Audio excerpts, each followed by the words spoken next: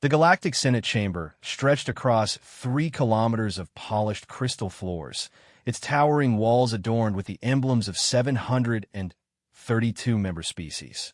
Today, however, the usual dignified atmosphere had been replaced by something far more urgent.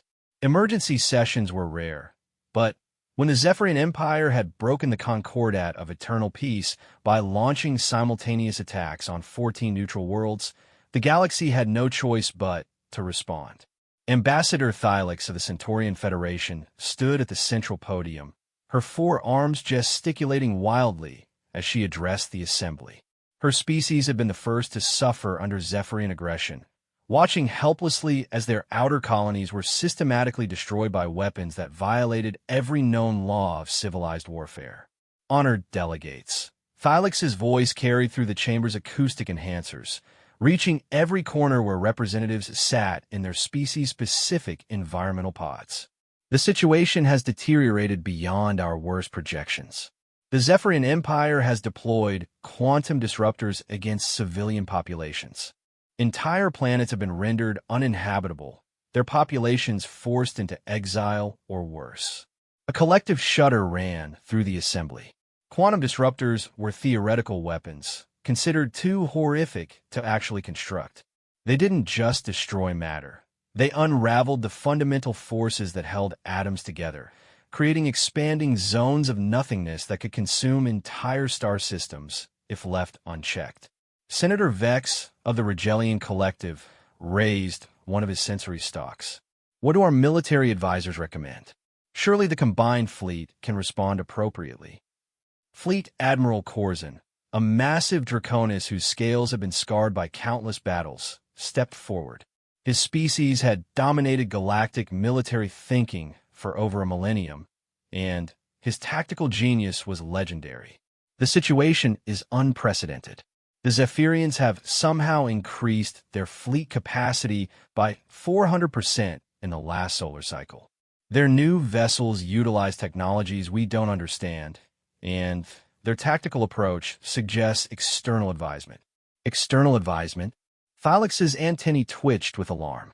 Are you suggesting they have allies beyond the known galactic powers? Corzin nodded grimly. Intelligence suggests contact with entities from the Dark Zone, the forbidden regions beyond the galactic rim, where no civilized species dares venture. The chamber erupted in concerned chatter. The Dark Zone represented everything the galactic community had worked to avoid, chaotic regions where the laws of physics operated differently, where ancient artifacts of unknown origin posed constant threats to exploration vessels, and where the few expeditions that returned spoke of horrors beyond comprehension. Order! Order! The voice belonged to Chancellor Meridian, whose species, the Ethereals, had guided galactic civilization for over 10,000 years. Their mental capabilities allowed them to process information at incredible speeds, making them natural leaders in complex political situations. If Admiral Corzin's assessment is correct, we face a crisis that threatens the very foundations of our civilization. The Chancellor's form shimmered as she accessed the quantum communication network that connected all major galactic installations. I'm receiving reports from our border stations. The Zephyrian advance has accelerated. They've broken through the neutral zone and are approaching course systems. Conservative estimates suggest we have perhaps 6 standard months before they reach the inner worlds. A heavy silence fell over the chamber. 6 months to prepare for a war against an enemy equipped with unknown technologies and advised by entities from the Dark Zone. The combined fleet, despite its impressive size, had been designed for peacekeeping operations and minor border conflicts, not total war against a technologically superior enemy. Ambassador Keitel of the Procyon Trade Alliance stood up, his mechanical augmentations clicking softly as he moved. What about the Outer Rim territories? Surely some of our client species possess military capabilities we could utilize. Most have already been contacted, Admiral Corzin replied. The Andromedan mercenary guilds are willing to provide limited support, but their forces are designed for raiding operations, not fleet engagements. The cybernetic collectives offer technological assistance, but The manufacturing capacity is already at maximum output for our current needs. Chancellor Meridian's expression grew thoughtful. There are other options. The Galactic database contains records of numerous species that have declined membership in our community. Perhaps some of them might possess capabilities we lack. You mean the barbarian territories? Senator Vex's tone carried obvious distaste. The regions populated by species too primitive or aggressive to qualify for membership. Desperate times require unconventional solutions, the Chancellor replied. Admiral Corzin, what do our scouts tell us about the various isolated species? The Admiral activated a holographic display that filled the center of the chamber. Three-dimensional star charts appeared, showing the galaxy divided into color-coded regions. The green areas represented full member worlds, yellow indicated client species and protectorates, and vast stretches of red-marked territories that remained outside galactic civilization. Several species show promise. Corzin began, highlighting specific systems. The Thrakkery Empire possesses impressive ground forces, though their space technology is several centuries behind our standards. The hegemony of Kel has developed some interesting energy weapons, but their society is too rigid to adapt quickly to changing conditions. The Neural Swarm offers incredible biological technologies, but their hive mind structure makes communication difficult. As the Admiral continued his assessment, highlighting dozens of species across the galactic rim, one particular region caught the attention of several delegates. A small cluster of systems marked with unusual symbols, located in what appeared to be one of the least developed areas of the galaxy. What about that region? Ambassador Thylix pointed to the cluster. I don't recognize those symbols. Admiral Corzin's expression grew puzzled. That's interesting. Those systems are classified as under observation in our databases. Species designation, humans, apparently a recently developed carbon-based life form from a world they call Earth. Recently developed? Chancellor Meridian leaned forward with interest. How recent are we talking about? According to the file, they achieved spaceflight less than a century ago. Basic fusion technology, primitive computer systems, no quantum manipulation capabilities. Our observers classified them as potentially interesting, but noted they would likely require several thousand years to develop spacefaring civilization to galactic standards. Several thousand years we don't have, Senator Vex observed dryly. Wait, the Chancellor held up one delicate hand. The classification says under observation. Why would we be observing such a primitive species? Admiral Corzin accessed deeper files, his expression growing more confused as he read. This is unusual. The observation teams have filed increasingly frequent reports over the past 50 years. It seems these humans have been advancing at an unprecedented rate. They've gone from primitive chemical rockets to fusion-powered vessels in less than 75 years. That's impossible, Ambassador Keitel interjected. No species develops that rapidly. The normal progression from basic spaceflight to interstellar capability takes at least 5 to 8 centuries. According to these reports, they've done it in less than one. Corzin continued reading, his voice taking on an increasingly amazed tone. They've established colonies in their home system, developed artificial intelligence, created self-replicating manufacturing systems, and... He paused, reading more carefully. They've apparently been engaged in what they call world wars for most of their recent history. World wars. The Chancellor's tone carried a mixture of confusion and concern. You mean they fight wars across their entire planet? According to the reports, they fought several conflicts that involved most of their population. The most recent one ended approximately 80 years ago and involved weapons of mass destruction that could devastate entire continents. A stunned silence fell over the chamber. The concept of planetary-scale warfare was almost incomprehensible to most galactic species, who had evolved past such destructive tendencies millennia ago.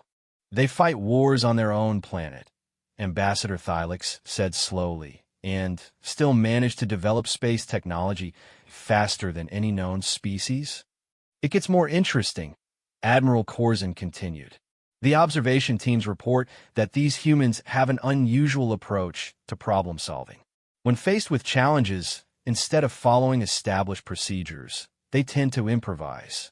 Improvise how? Well, for example, when their early space missions encounter problems, instead of returning to base for proper repairs, they would use whatever materials were available to create temporary solutions. One report describes a mission where their spacecraft experienced a critical system failure, and the crew used their personal hygiene supplies and food storage containers to repair the life support system. Several delegates exchanged glances. Such behavior would be considered either insane or criminal in most civilized societies, where proper procedures and safety protocols were sacred. There's more, the Admiral continued. Their military technology appears to follow the same pattern. They don't just improve existing designs, they completely reinvent them. They've developed kinetic weapons that accelerate projectiles to significant fractions of light speed, explosive devices that can be manufactured from common industrial materials, and tactical doctrines that emphasize speed and aggression over careful planning. Chancellor Meridian's expression grew thoughtful. Admiral, in your professional opinion, could a species with such an approach to warfare be useful in our current situation? Honestly, Chancellor, I'm not sure. Their methods would be completely incompatible with our standard military procedures. They seem to view warfare not as a regrettable necessity, but as a challenge to be overcome through creativity and determination. What's their current technological level? Corzin accessed the most recent reports. According to our last observation update, filed approximately 6 months ago, they've achieved faster-than-light communication and have been experimenting with gravitational manipulation. Their computational capabilities are advancing exponentially, and they've begun what they call genetic modification of their own species. 6 months ago, Senator Vex leaned forward. Why haven't we received more recent reports? The Admiral's expression grew concerned. That's another unusual aspect of this situation. Our observation posts have been going dark one by one. The last communication from the primary observation station was a single message. Humans have achieved faster-than-light travel. They know we're here. Recommend immediate diplomatic contact. The chamber erupted in excited conversation. A species advancing from primitive spaceflight to FTL travel in less than a century was unprecedented. More concerning was the fact that they had somehow detected the carefully concealed observation posts that had been monitoring them. How could they detect our observation technology? Ambassador Keitel demanded. Our stealth systems are based on quantum phase shifting. No species should be able to perceive them without first developing quantum manipulation theory. According to the final reports from our observers, the humans didn't detect the technology itself.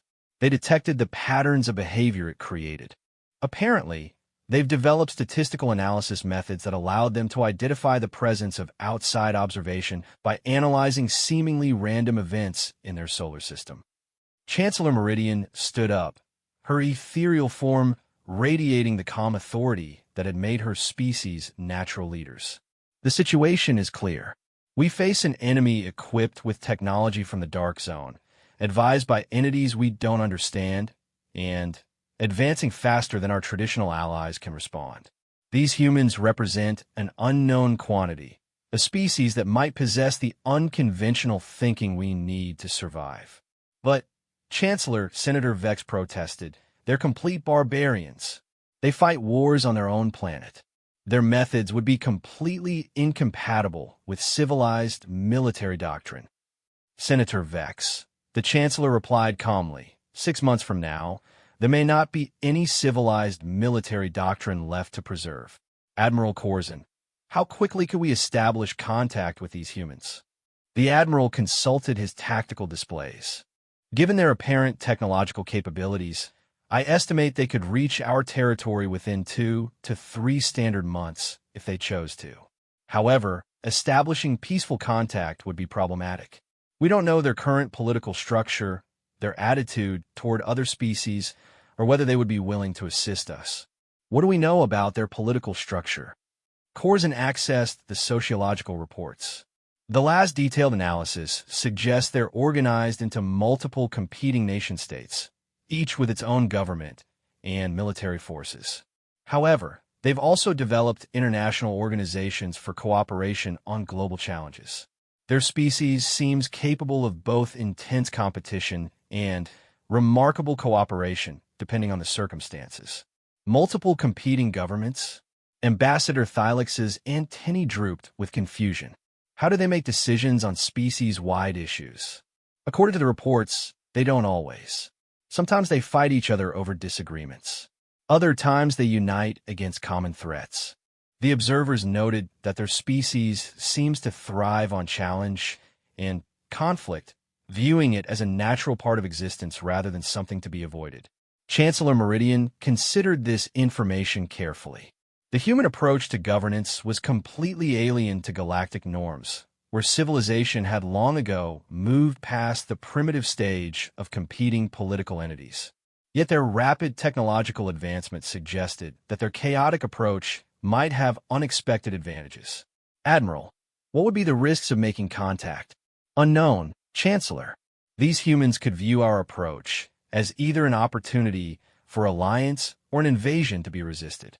Their rapid advancement suggests they might soon possess technologies that could threaten our own worlds. On the other hand, if we don't make contact, we lose the opportunity to gain whatever advantages their unconventional approach might offer. The Chancellor addressed the Assembly. Fellow delegates, we face a decision that will determine the survival of our civilization. Do we follow established procedures and attempt to fight the Zephyrian Empire with conventional methods that have already proven inadequate? Or do we take the unprecedented step of allying ourselves with a species that operates outside every norm we've established? The debate that followed lasted for several hours. Representatives of the older, more established species argued for caution and traditional methods. The newer members, many of whom had recent experience with existential threats, advocated for bold action. Military advisors presented tactical analyses suggesting that conventional strategies would likely result in defeat, while political scientists warned that contact with the humans could destabilize the entire galactic order. In the end, the vote was closer than anyone had anticipated. The resolution to authorize diplomatic contact with the human species passed by a margin of only 47 votes, a slim majority that reflected the deep uncertainty surrounding the decision. As the session ended and delegates began filing out of the chamber, Chancellor Meridian approached Admiral Corzine privately. Admiral, I want you to personally oversee this contact mission. Choose your best diplomatic team, but also prepare for the possibility that these humans might not respond as we expect. What are your instructions if they prove hostile, Chancellor? If they prove hostile, Admiral will probably be too dead to worry about it. Everything we know about these humans suggests that if they decide to fight, they'll do it with a creativity and intensity we're not prepared for.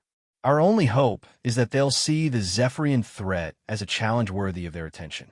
Corzine nodded grimly. And if they agree to help, their methods would be completely disruptive to our established military structure. Then we'll adapt, Admiral.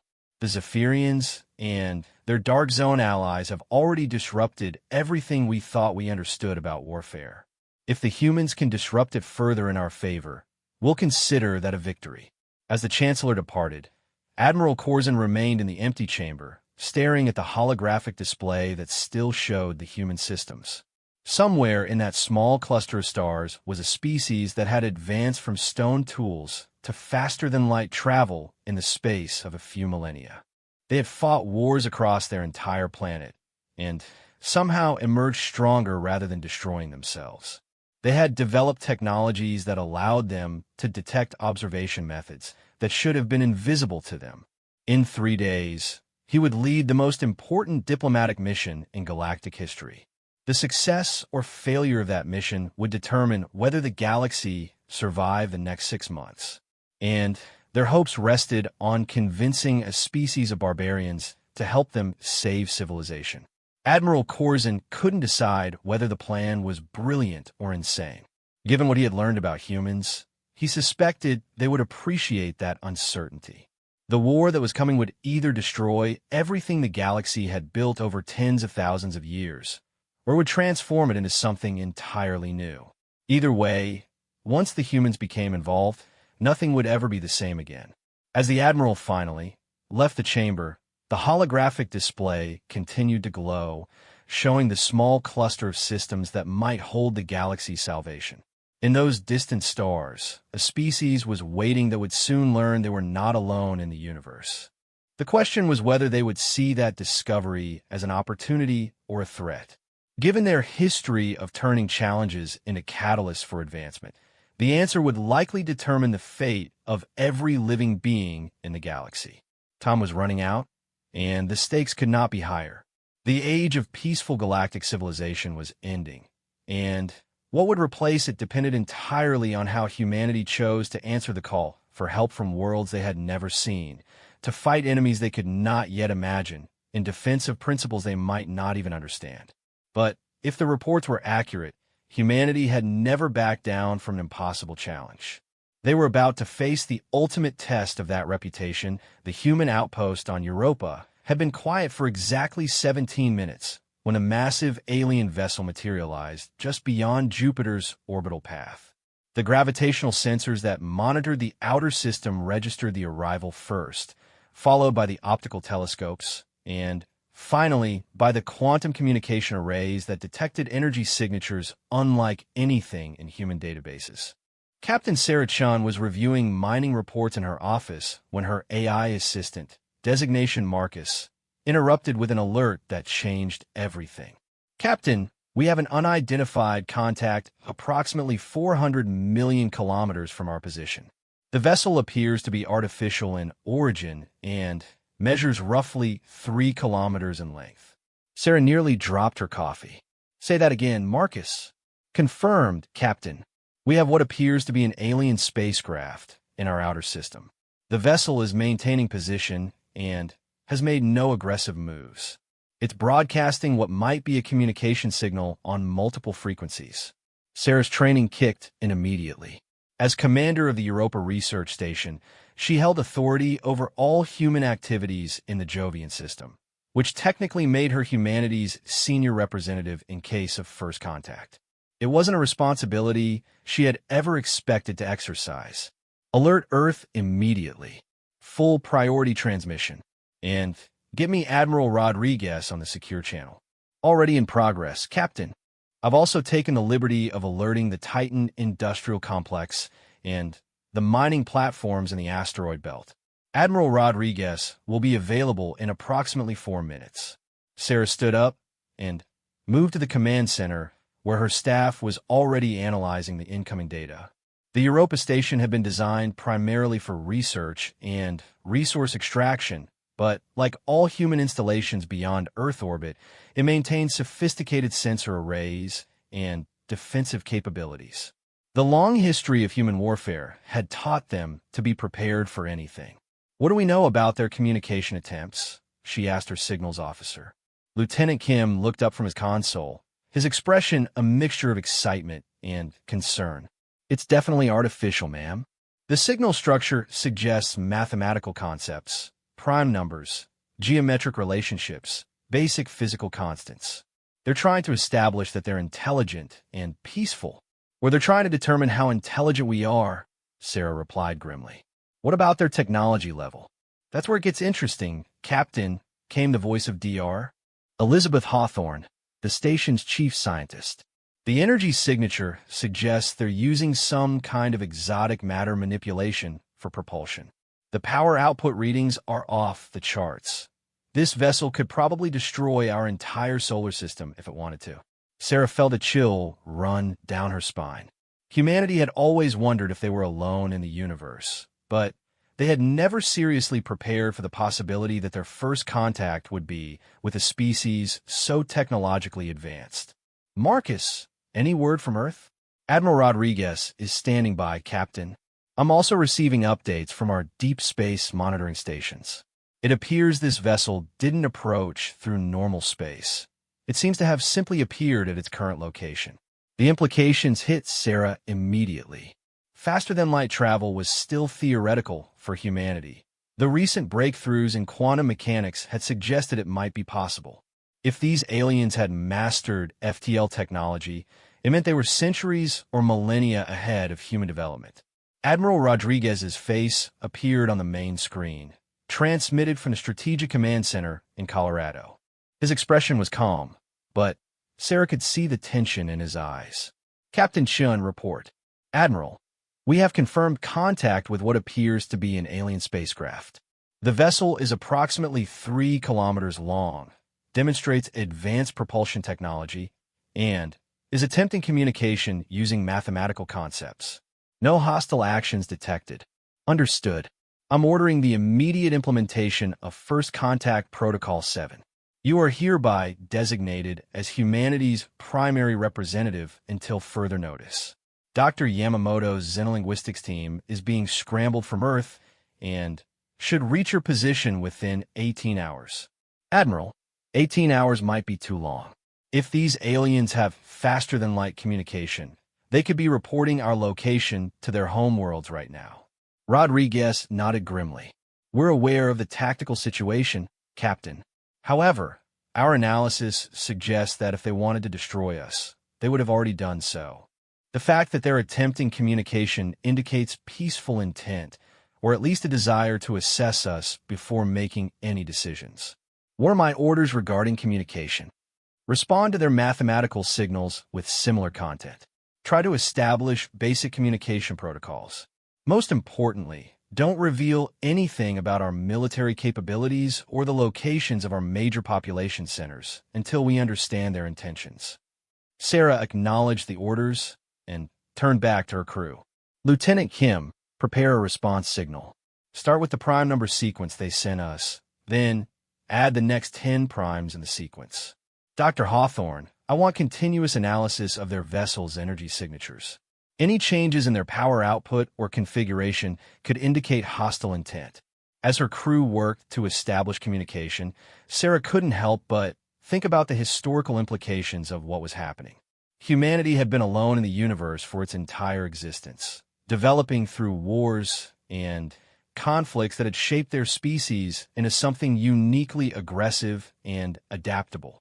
Now, they were about to meet aliens whose technological superiority was overwhelming. The response from the alien vessel came within minutes of their transmission. Instead of simply continuing the mathematical sequence, the alien sent back a complex data package that included three-dimensional geometric models, basic physical equations, and what appeared to be linguistic structures.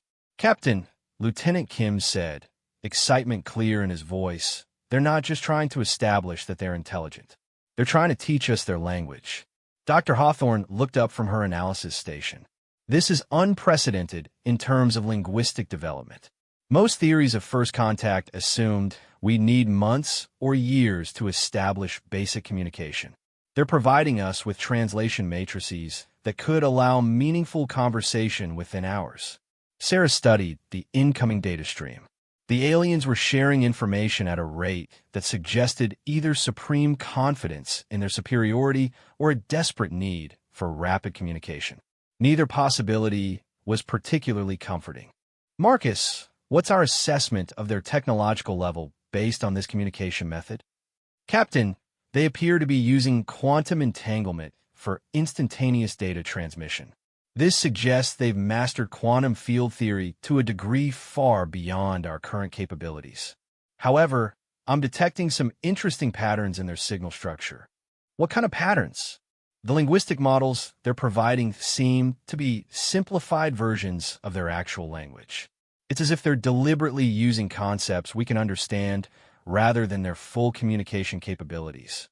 This suggests they've studied our development and are tailoring their approach to our level.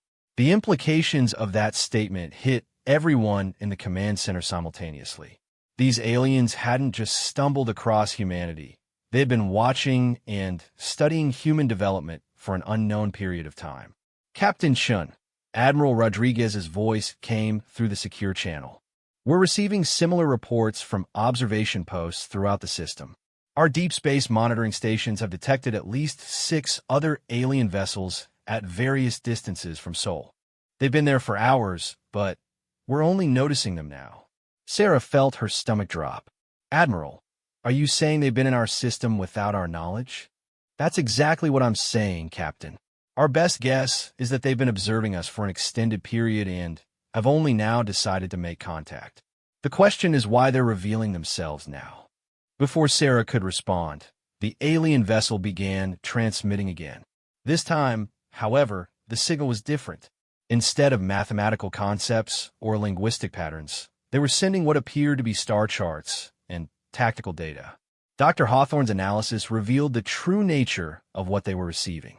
Captain, these are maps of our local galactic region. But they're not just showing star positions, they're showing the locations of other civilizations, trade routes, and military deployments.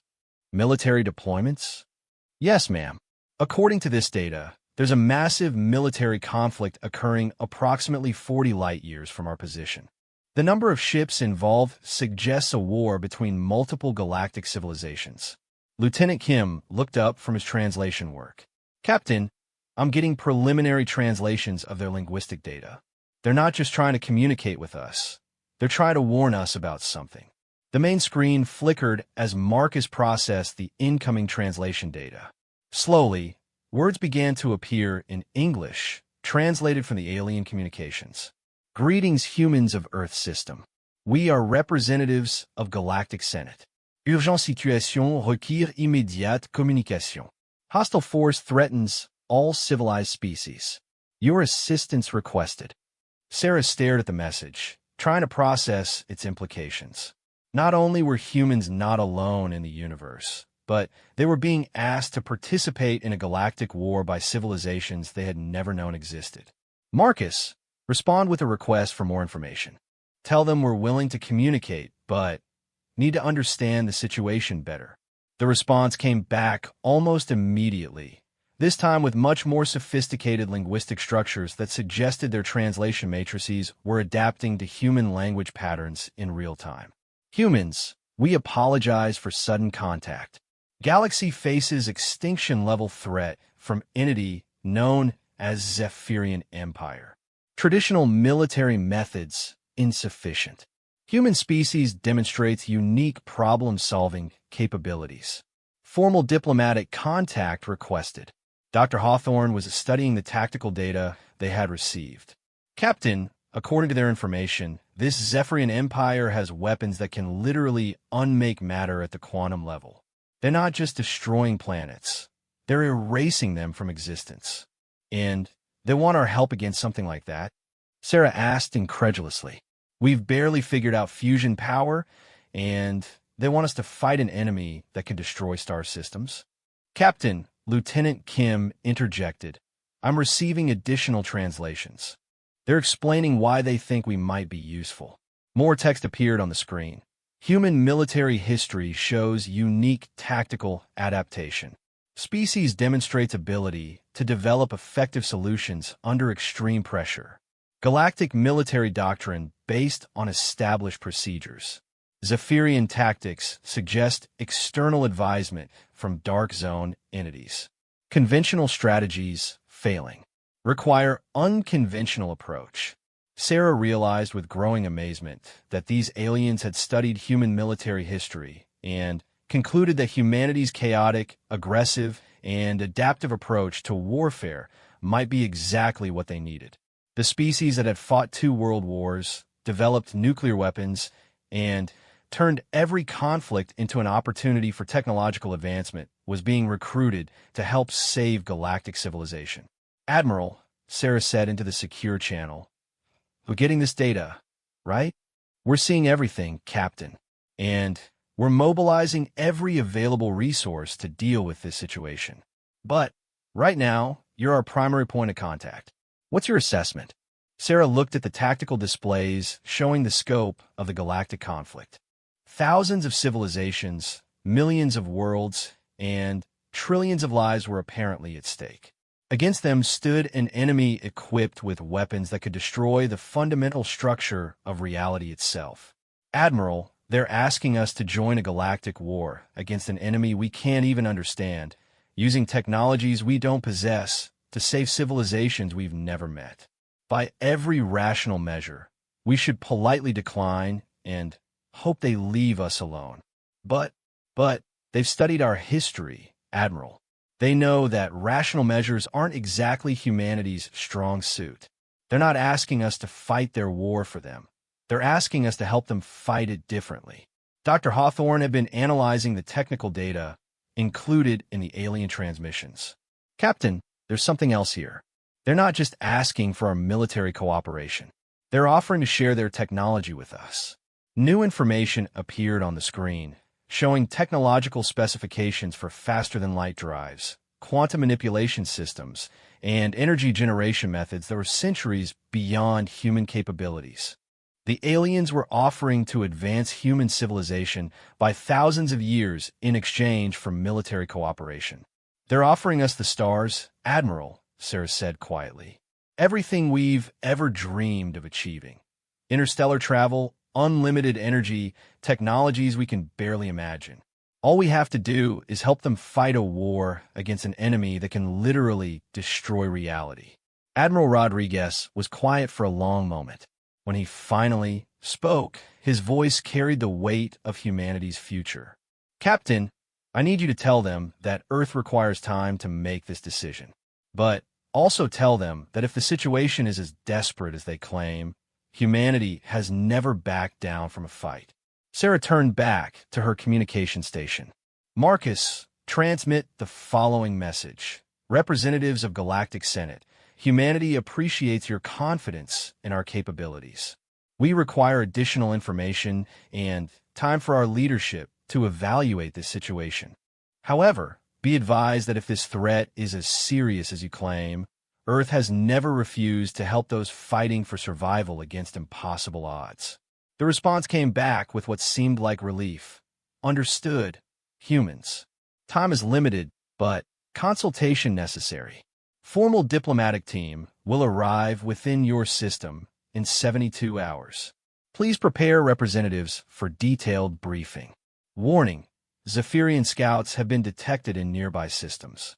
Your participation may soon become necessary regardless of formal alliance. The implication was clear. Whether humanity chose to join the Galactic War or not, the war was coming to them. The only choice was whether to face it as allies of galactic civilization or as another target for extinction. As the alien vessel moved to a more distant position in the system, Sarah realized that everything had changed in the space of a few hours. Humanity was no longer alone, no longer the dominant species in their own neighborhood, and no longer able to develop at their own pace in peaceful isolation. Within 72 hours, Earth would need to decide whether to join a galactic war that could lead to the extinction of all life in the universe, or the advancement of human civilization beyond their wildest dreams. Given humanity's history of turning impossible challenges into opportunities for growth, Sarah suspected she already knew what the answer would be. The war that was coming would either destroy humanity or transform them into something greater than they had ever imagined. Either way, the age of human isolation was ending, and the age of galactic warfare was about to begin. The aliens had chosen humanity as their secret weapon in a war against forces that could unmake reality itself. Whether that choice would save the galaxy or damn, it remained to be seen. But one thing was certain. Once humanity entered the war, nothing would ever be the same again. The diplomatic vessel that arrived in Earth orbit 3 days later was unlike anything humanity had ever imagined. Stretching nearly 8 kilometers in length, the ship appeared to be grown rather than built, with organic curves that suggested biological engineering far beyond human understanding. What struck the human observers most, however, was not its size or alien architecture, but the fact that it carried representatives from over 200 different species. General Patricia Hayes, Supreme Commander of Earth's United Defense Forces, stood in the hastily constructed reception chamber aboard the International Space Station. The chamber had been expanded using emergency construction protocols, creating a zero-gravity environment that could accommodate the wildly different environmental needs of the incoming delegates. Marcus, status report on our guests. Hayes said, speaking to the AI system that had been rapidly networked throughout human space.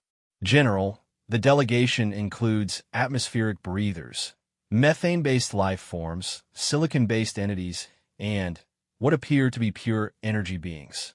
They've brought their own environmental systems to ensure compatibility. Most importantly, they've brought detailed intelligence on the Zephyrian threat. Dr. Amanda Foster, Earth's leading xenobiologist and newly appointed director of interspecies relations, was reviewing the preliminary data they had received. General, what we're looking at represents evolutionary paths we never even theorized. Some of these species have been spacefaring for longer than complex life has existed on Earth. The airlock cycled, and humanity got its first direct look at galactic civilization.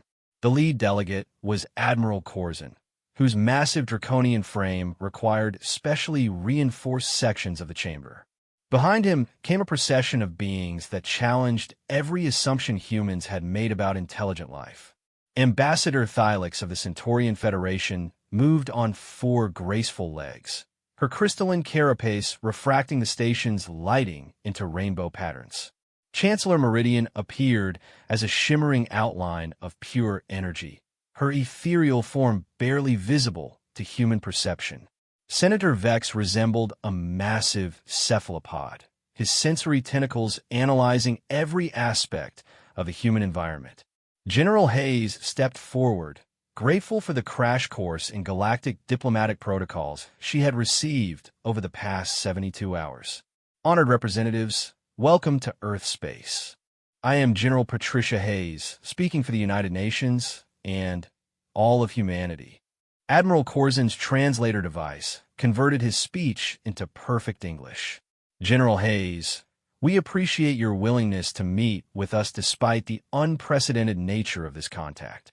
Time is critical, so we must proceed directly to the matter at hand. A holographic display activated in the center of the chamber, showing a 3-dimensional map of the local galactic region. Red markers indicated Zephyrian-controlled territory, which had expanded significantly since the first contact with Captain Shen. The situation has deteriorated since our initial contact, Admiral Corzin continued. Zephyrian forces have broken through the Andromeda defense line and are advancing on core galactic systems. Conservative estimates give us perhaps 4 standard months before they reach the inner worlds. Chancellor Meridian's energy form pulsed with urgent patterns. General Hayes, your species represents our last hope for developing tactical solutions that can counter Zephyrian advantages. Traditional galactic military doctrine has proven insufficient against their new weapons and strategies. Dr. Foster studied the tactical displays. Admiral, can you explain exactly what we're facing? The initial data suggested weapons that could destroy matter at the quantum level, but we need more specific information. Ambassador Thylix activated additional displays showing the aftermath of Zephyrian attacks. What they revealed made several human observers step back in shock. Entire star systems have been reduced to empty space, with no debris, no radiation, no evidence that planets and stars had ever existed there. They call them quantum nullifiers, Admiral Corzin explained. The weapons don't just destroy matter. They retroactively prevent it from ever having existed. The target is erased from reality itself, along with all causal effects it might have had on surrounding space. General Hayes felt a chill of recognition. That's not just a weapon. It's a violation of causality itself. How is such a thing even possible? We believe the Zephyrians have made contact with entities from the Dark Zone, Chancellor Meridian replied. Regions of space where the normal laws of physics operate differently. Our scientists theorize that these entities exist outside normal space-time and can manipulate reality at a fundamental level. Dr. Foster was studying the technical specifications. If they can erase things from existence, how are we supposed to fight them? You can't defend against weapons that make you never have existed in the first place. That's where human tactical thinking becomes crucial, Senator Vex interjected. Your species has a unique approach to warfare that might provide solutions we haven't considered. Admiral Corzin activated another display showing human military history. We've studied your species' conflicts extensively. What strikes us is your ability to adapt and overcome seemingly impossible challenges through unconventional methods. The display showed key battles throughout human history. Thermopylae, where 300 Spartans held off a massive Persian army. Stalingrad, where urban warfare tactics stopped a technologically superior force. The Battle of Britain, where inferior numbers overcame overwhelming odds through innovative tactics and determination. Your species doesn't just fight wars, Admiral Corzin continued. You reinvent warfare itself when faced with challenges that traditional methods can't solve. The Zephyrians expect us to respond with conventional fleet actions and defensive strategies. We need responses they won't anticipate. General Hayes was beginning to understand what the aliens wanted from humanity. You're not asking us to provide ships or troops. You're asking us to provide ideas. Precisely, Chancellor Meridian confirmed. We have the industrial capacity and technological base to implement solutions. What we lack is the type of creative, aggressive thinking that characterizes human problem-solving. Dr. Foster raised a concern that had been bothering her since the first contact. Admiral, you've clearly been observing our development for some time. Why reveal yourselves now? Why not wait until we were more technologically advanced? Because time has run out, Admiral Corzin replied grimly. The Zephyrian advance has accelerated beyond our worst projections. Additionally, we've detected scout vessels in your local region.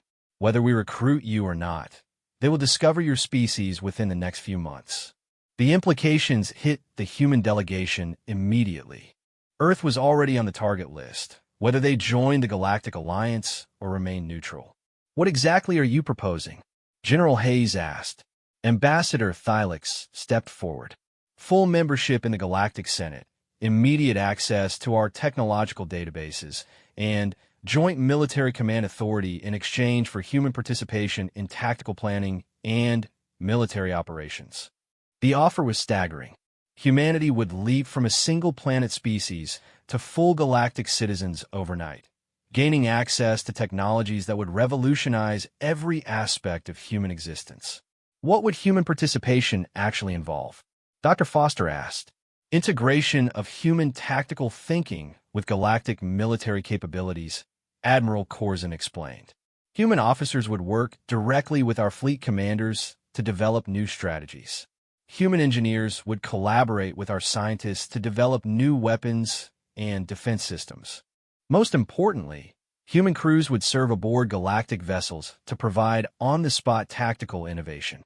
General Hayes realized the aliens were asking humanity to do what they had always done best, take an impossible situation and find a way to win anyway.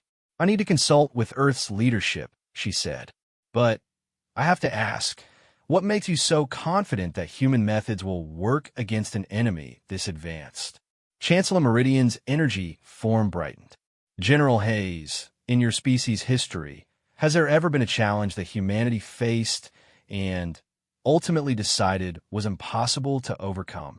Hayes thought about the question carefully. Throughout human history, from the first migrations out of Africa to the development of spaceflight, humanity had faced countless challenges that seemed impossible at the time. Yet somehow, through persistence, creativity, and sheer stubborn refusal to accept defeat, they had overcome everyone. No, she admitted. We've never found a problem we couldn't eventually solve. That is precisely why we believe you can help us, Admiral Corzin said. Every other galactic species has encountered limits to what they consider possible.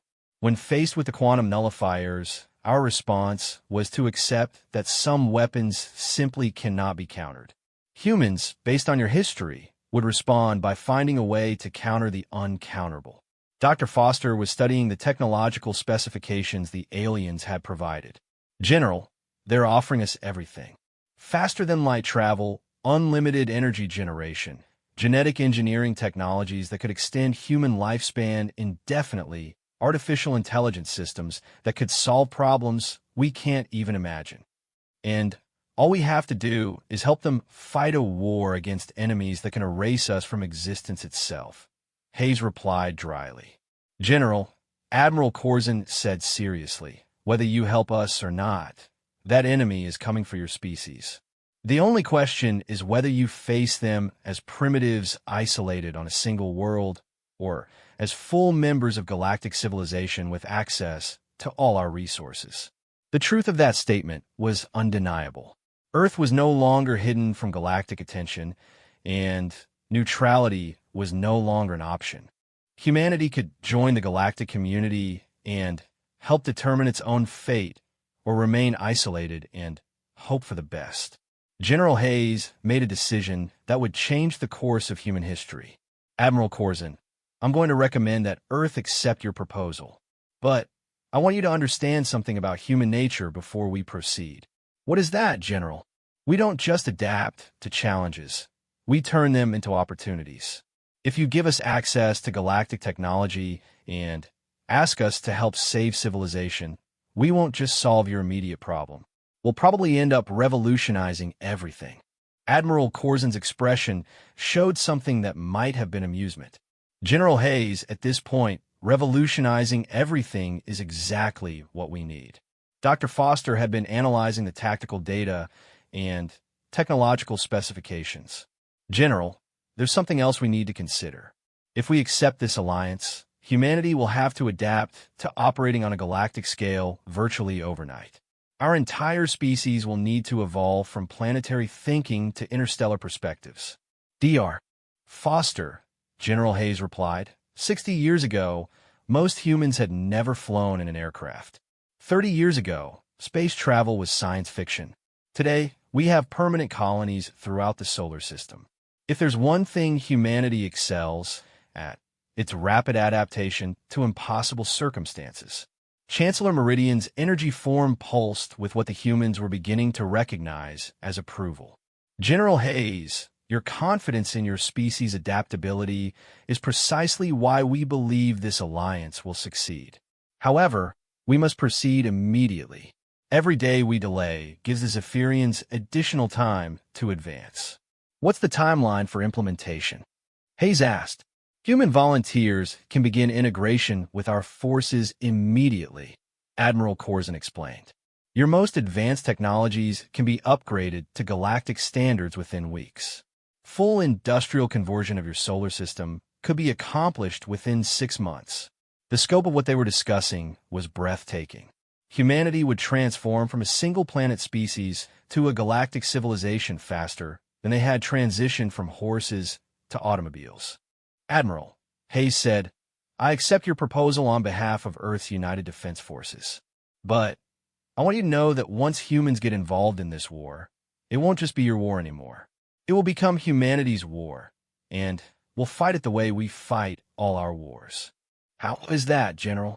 To win, Admiral. Whatever it takes, however impossible it seems, we fight to win. Admiral Corzin's massive form seemed to radiate satisfaction. General Hayes, that is exactly the attitude we hope to find. The Zephyrians have calculated that their victory is inevitable based on conventional military analysis. They haven't calculated for the possibility of an enemy that refuses to accept the concept of inevitable defeat. As the formal alliance documents were prepared, Dr. Foster approached General Hayes privately. General, are we really ready for this? We're about to commit our entire species to a war against enemies we can't understand, using technologies we've never seen, alongside allies we just met. Hayes looked out through the observation windows at the massive alien diplomatic vessel, its organic curves catching the light from Earth's sun. Amanda, 3 days ago, humanity thought we were alone in the universe. Today, we're being offered membership in a galactic civilization and asked to help save it from extinction. Tomorrow, we'll be fighting alongside species that have existed for millions of years against enemies that can erase us from reality itself. That doesn't answer my question about whether we're ready. Amanda, humans are never ready for the challenges we face. We've never been ready for world wars, space flight, genetic engineering, or artificial intelligence. But somehow we always figure out how to handle them anyway. Dr. Foster smiled grimly. So we're going to save galactic civilization through humanity's traditional method of intelligent improvisation and stubborn refusal to quit. That, General Hayes replied, appears to be exactly what they're counting on. As the Alliance documents were finalized and the first human volunteers prepared for integration with galactic forces, a message arrived from Admiral Chun at Europa Station. The content was brief but ominous. General, long-range sensors are detecting multiple contacts approaching the outer system. Configuration suggests Zephyrian scout vessels. Estimated time to arrival, 6 days. General Hayes looked at the message and then at her new alien allies. Admiral Corzin, it appears we're going to get a chance to test our new alliance sooner than expected. Admiral Corzin's expression grew predatory. Excellent, General. Your first opportunity to demonstrate human tactical innovation against a real enemy. As alarms began sounding throughout Earth's defense network, humanity prepared for its first battle as a member of galactic civilization. The war that would determine the fate of the universe was about to begin, and humans would face their first test against enemies that could literally erase them from existence. Whether humanity would prove to be the secret weapon the galaxy needed, or simply the next target for annihilation, will be decided within the next 6 days.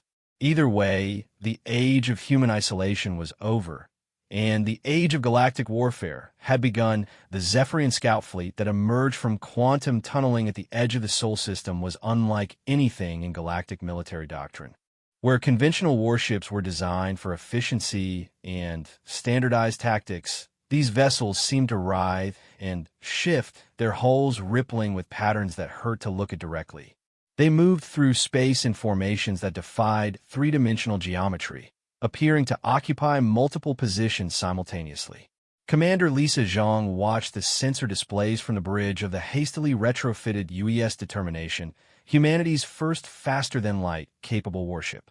The vessel had been upgraded with galactic technology in just 4 days, a feat that Admiral Corzin privately admitted should have taken months. Human engineers, working with virtually no sleep and a determination that impressed their alien partners, had somehow managed to integrate quantum drives, energy shields, and weapon systems that operated on principles they barely understood. Marcus, analysis of enemy formation, Zhang commanded. Commander, the Zephyrian vessels appear to be utilizing some form of dimensional folding technology.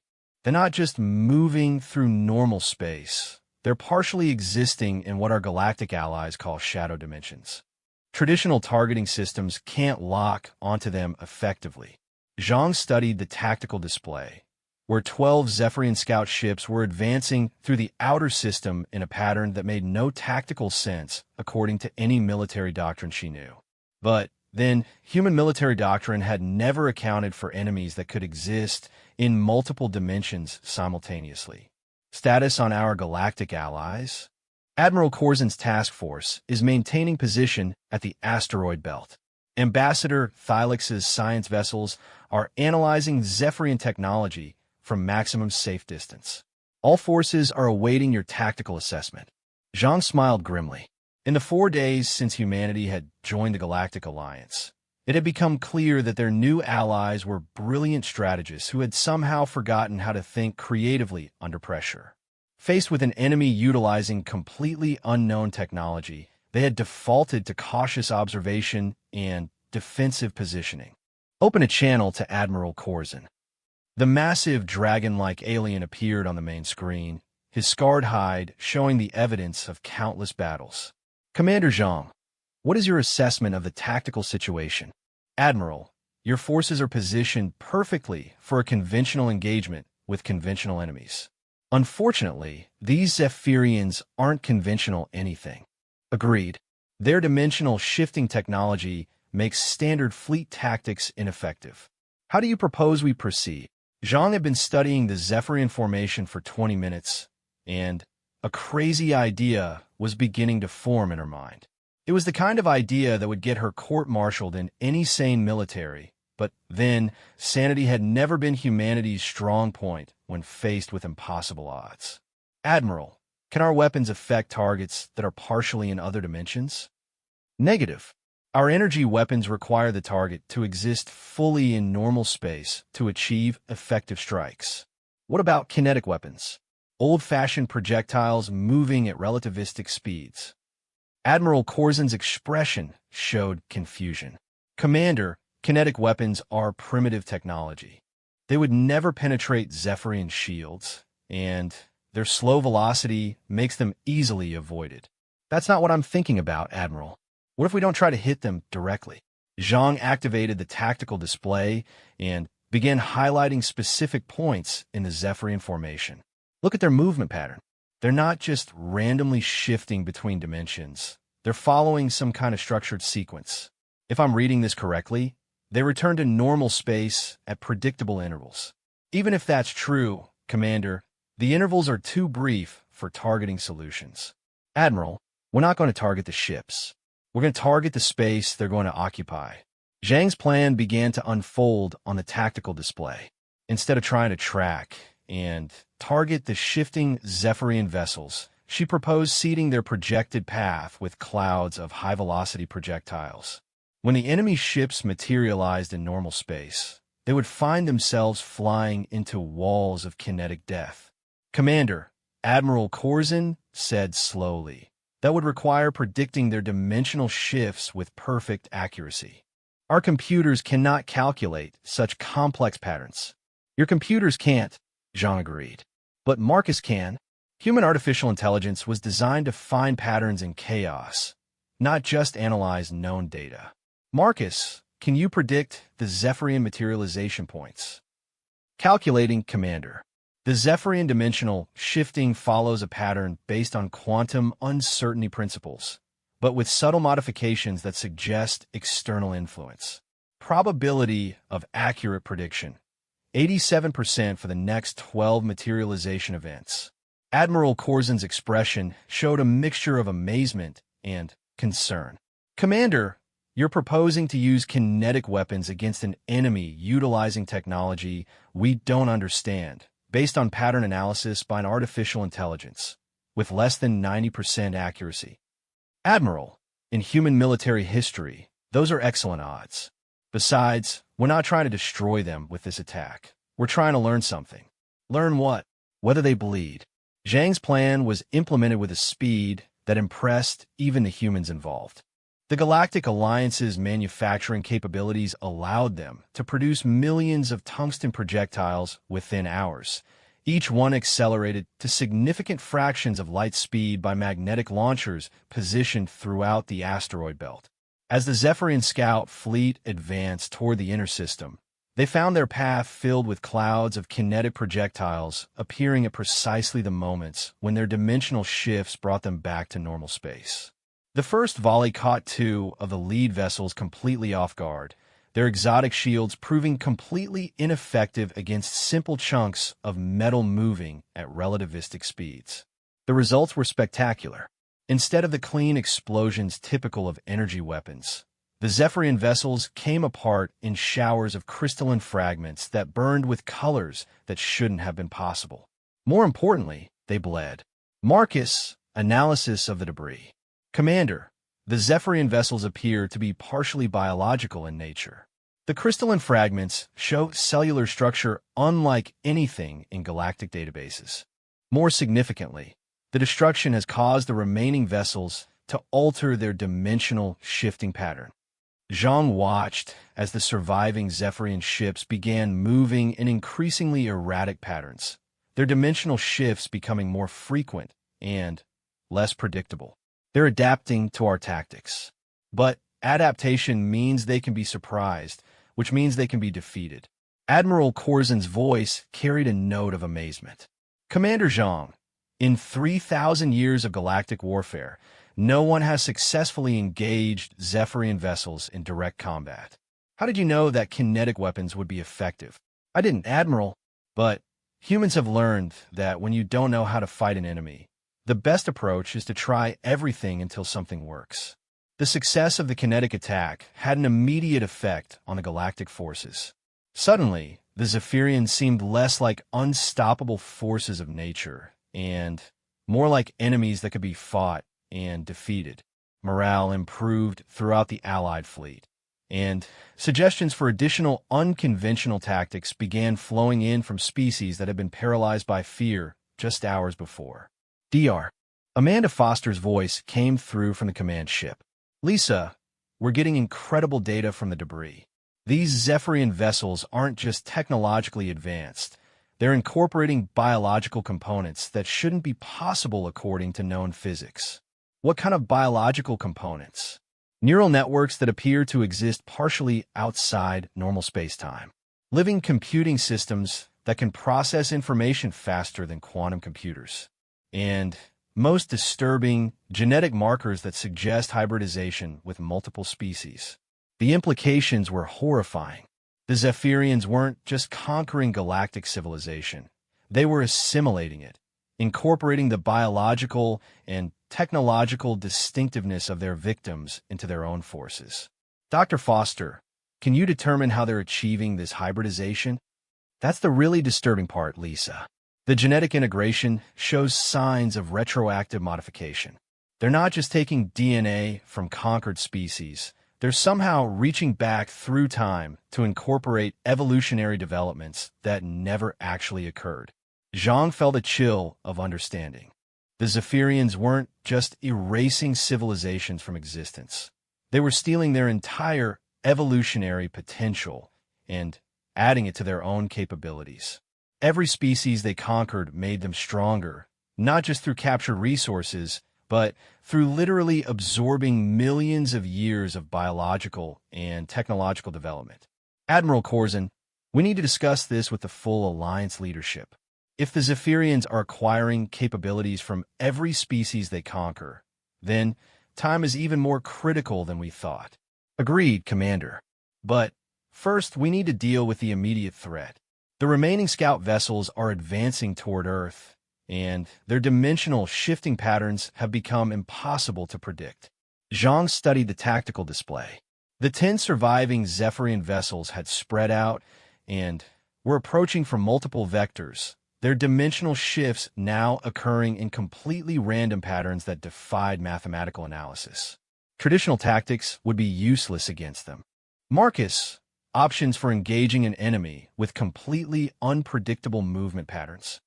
Commander, when prediction becomes impossible, the optimal strategy is to make prediction irrelevant. Recommend area saturation attack using all available kinetic weapons. Explain. Instead of trying to predict where the enemy will be, fill all possible locations with projectiles. When dealing with truly random movement, the only counter is to make randomness irrelevant through overwhelming firepower. Zhang realized what Marcus was suggesting. Instead of elegant, precise attacks aimed at specific targets, they would fill entire regions of space with so many projectiles that the Zephyrians would have nowhere to go. It was the military equivalent of using a sledgehammer to swat flies, and it went against every principle of efficient warfare. It was also exactly the kind of brute force solution that humans have been using to solve impossible problems for millennia. Admiral Corzin, I'm recommending immediate implementation of Plan Sledgehammer. Plan Sledgehammer? We're going to fill the entire inner system with kinetic projectiles. Every asteroid, every piece of debris, every chunk of ice in the system accelerated to maximum velocity and aimed at the general area where the Zephyrians might possibly be. Admiral Corzin's expression showed the kind of horrified fascination that Zhang was learning to recognize as the standard galactic response to human tactical thinking. Commander, that plan would make the entire inner system uninhabitable for decades. The debris field would destroy any vessel attempting to navigate through it, including ours, Admiral, but also including theirs. Sometimes the best way to win a battle is to make sure nobody can lose it safely. The implementation of Plan Sledgehammer required every manufacturing facility in the system and all available galactic technology. Within 6 hours, the Sol system had been transformed into a kinetic weapons laboratory, with magnetic launchers positioned on every major body and aimed at every possible approach vector to Earth. When the Zephyrian scouts entered the inner system, they found themselves facing not a defensive fleet, but an entire solar system that had been weaponized. Billions of projectiles filled the space between Mars and Earth, moving in overlapping patterns that made any form of navigation impossible. The results exceeded even Zhang's expectations. The Zephyrian vessels, for all their dimensional shifting capabilities, still needed to exist in normal space to interact with physical reality. When every cubic kilometer of normal space contained high-velocity projectiles, dimensional shifting became irrelevant.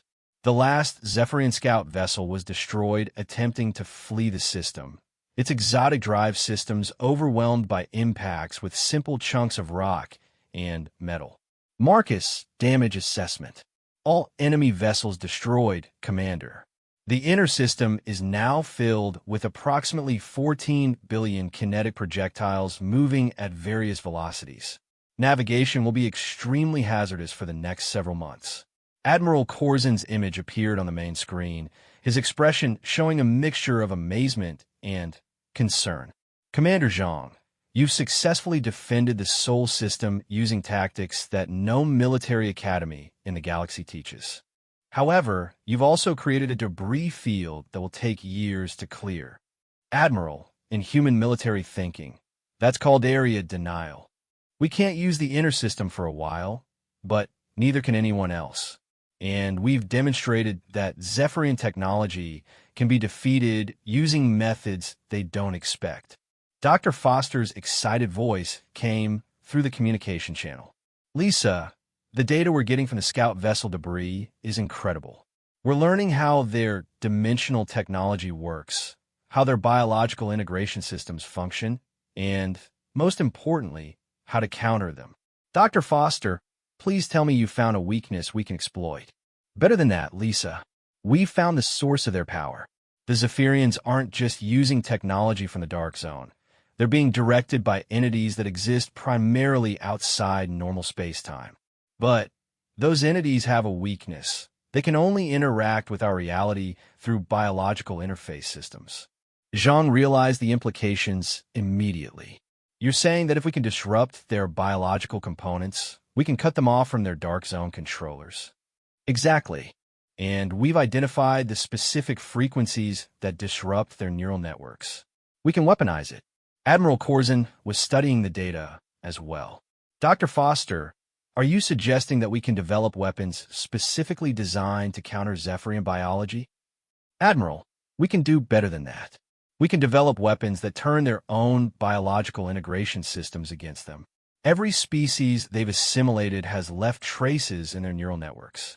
If we can trigger rejection responses in those systems, we can make them poison themselves with their own conquests, Zhang finished. Admiral, I think we've found our strategy for the main war. As reports of a successful defense of Sol system spread throughout the Galactic Alliance, a new sense of hope began to emerge. For the first time since the war began, the Zephyrians have been not just stopped, but completely defeated. More importantly, humanity had demonstrated that unconventional thinking could overcome seemingly impossible technological advantages. But the real significance of the battle wasn't in the tactical victory. It was in what it revealed about the nature of the conflict. The war wasn't just between different technologies or military doctrines. It was between different approaches to existence itself. The Zephyrian philosophy of assimilation and absorption versus the human philosophy of adaptation and innovation. The Zephyrians had spent millennia perfecting themselves through conquest and assimilation, becoming increasingly powerful by absorbing the capabilities of their victims. Humanity offered a different path, the possibility of becoming stronger through cooperation and creative problem-solving.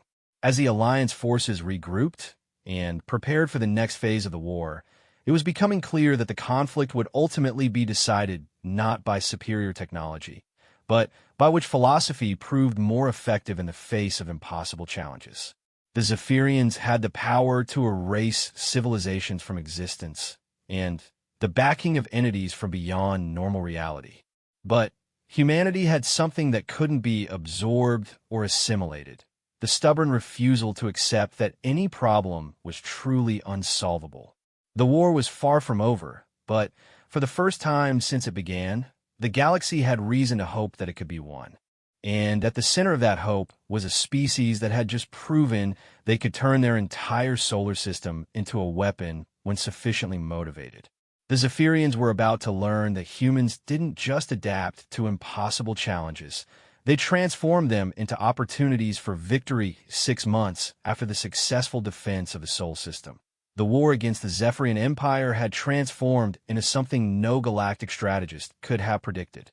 What had begun as a desperate defensive action had evolved into a galaxy-wide revolution in military thinking, with human tactical innovations spreading through Alliance forces like wildfire. Admiral Patricia Hayes stood in the command center of the UES Prometheus, humanity's first purpose-built galactic warship, watching as the largest military operation in galactic history prepared to launch. The vessel itself was a testament to human engineering philosophy. Where galactic ships were elegant and efficient, the Prometheus was aggressively functional, bristling with weapons systems that violated every principle of civilized warfare. Marcus, status report on Operation Checkmate. Admiral, all fleet elements are in position. We have representatives from 437 species, operating vessels ranging from traditional galactic designs to completely new configurations based on human tactical innovations. Total force strength, approximately 14 million vessels. The scale was staggering. In 6 months, humanity had not only joined galactic civilization, but had become its de facto military leaders, their unconventional thinking proving so effective that species with thousands of years of military tradition were abandoning their own doctrines to adopt human methods. Dr. Amanda Foster approached the command station, her expression showing the exhaustion that had become common among the scientific teams working around the clock to understand and counter Zephyrian technology. Admiral, final analysis of the Zephyrian home system is complete. What we found exceeds our worst fears. The main display activated, showing a star system that challenged fundamental understanding of physics and biology. The central star appeared to be artificially maintained in a state of controlled collapse, its energy output channeled through massive structures that existed partially outside normal space-time. Surrounding it were hundreds of worlds, each one showing signs of having been completely restructured to serve specific functions in what could only be described as a galactic-scale biological machine. Dr. Foster, please tell me we have some idea how to fight this. Admiral, the Zephyrian Empire isn't just a civilization. It's a single, distributed organism. Every ship, every world, every individual Zephyrian is connected through quantum entanglement to a central intelligence that exists primarily in the dark zone. Traditional military tactics are meaningless against something like this. Commander Lisa Zhang, now serving as Hayes' chief tactical advisor, studied the data with the intensity that had made her legendary among both human and galactic forces. Dr. Foster, you said traditional tactics are meaningless. What about non-traditional approaches? That's where things get interesting, Lisa. The Zephyrian collective intelligence is incredibly powerful, but it has a critical weakness. It's absolutely dependent on quantum entanglement for coordination. If we could disrupt that entanglement, the entire empire would collapse into separate, uncoordinated components. Admiral Hayes finished. But disrupting quantum entanglement on a galactic scale would require the simultaneous detonation of quantum disruption devices at specific nodes throughout Zephyrian space, Zhang said, her expression showing the kind of controlled excitement that preceded humanity's most audacious plans. Admiral, we're talking about coordinating attacks across thousands of light years with split-second timing. Admiral Corzin's image appeared on the communication display.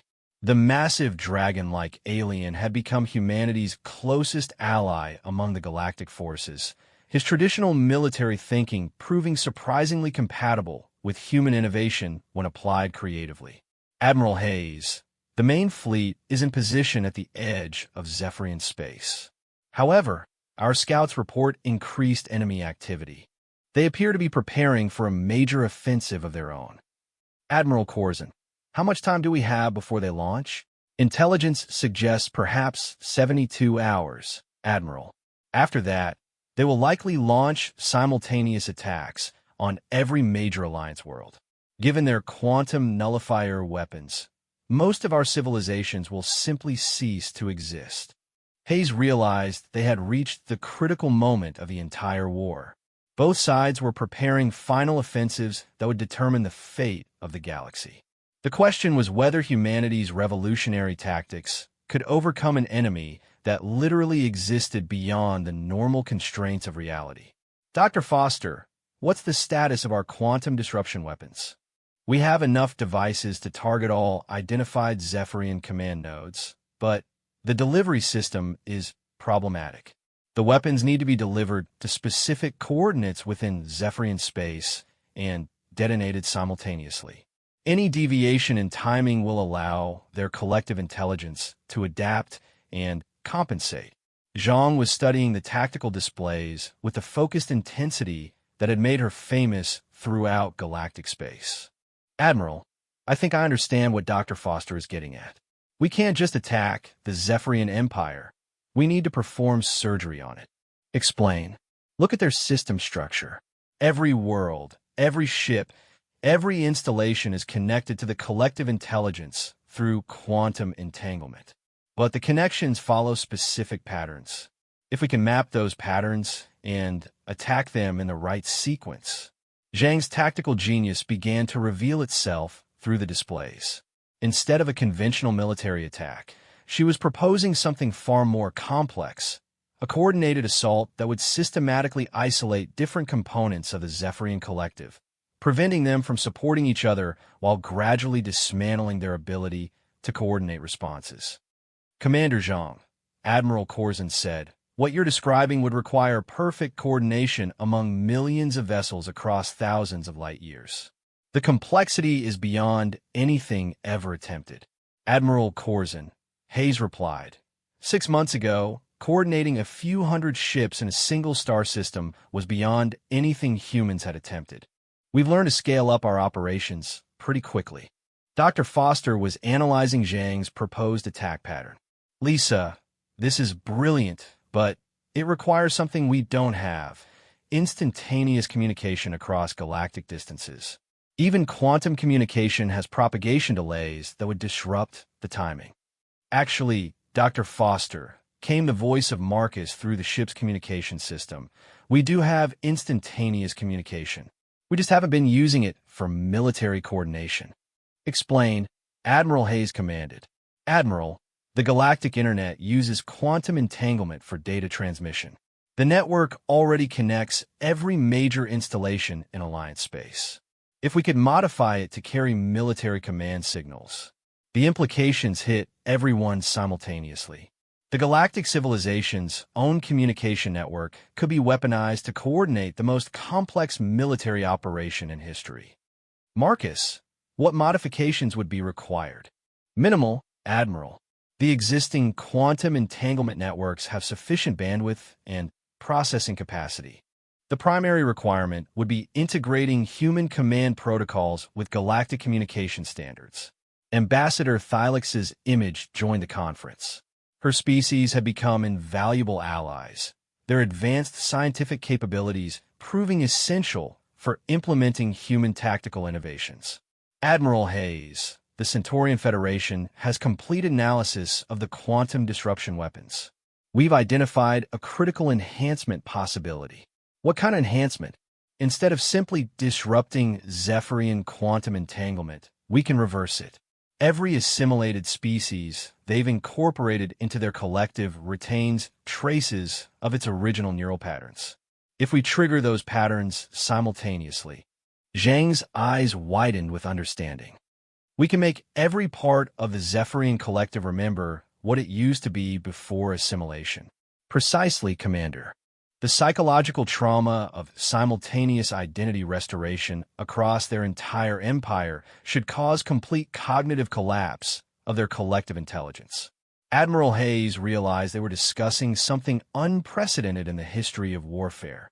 Not just defeating an enemy, but literally restoring the minds of every being the enemy had assimilated over millennia of conquest. Ambassador Thylix, how many assimilated consciousnesses are we talking about? Conservative estimates suggest approximately 800 billion individual minds across 14,000 species. If the identity restoration process succeeds, we would effectively resurrect entire civilizations that have been extinct for millennia. The moral implications were staggering. Success wouldn't just mean victory in the war. It would mean undoing thousands of years of galactic tragedy and restoring countless civilizations to independent existence. Admiral, Commander Zhang said quietly, "We're not just fighting a war anymore. We're attempting to perform the largest rescue operation in galactic history." Commander, that's always been what war really is. Rescuing people from situations they can't escape on their own.